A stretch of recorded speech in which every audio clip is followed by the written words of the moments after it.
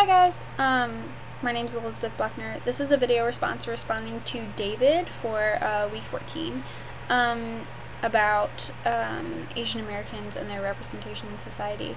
Watching David's video, David and I had a lot of similar ideas about the relationship between Asian Americans and Native Americans and their representation in society and literature.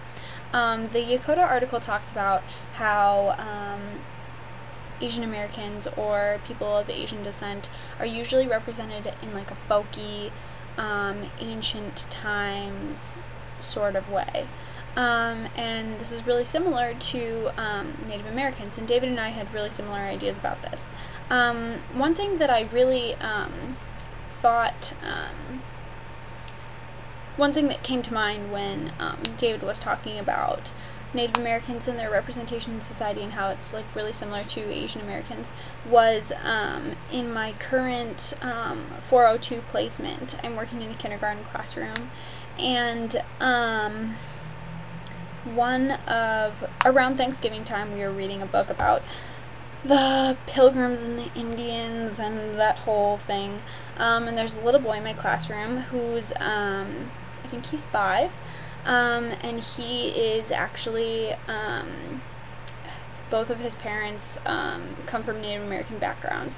I'm not sure what tribal affiliation they are, but I know that he has that cultural background. And the way that my teacher, my MT, was talking about Indians and the Indians and Pilgrims around Thanksgiving time, kind of, and he started asking questions about it.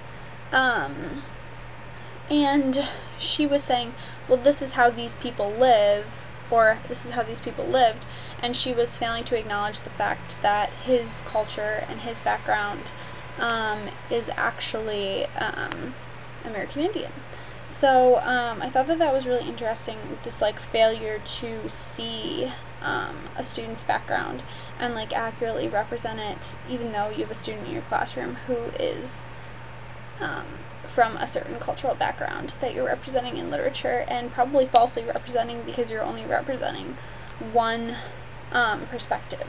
This goes back to the whole single story deal, that if we only see a single story, this is the idea that we have for everyone. So this can perpetuate stereotypes, and create all kinds of problems across the board. So, yeah, thanks, David. Bye.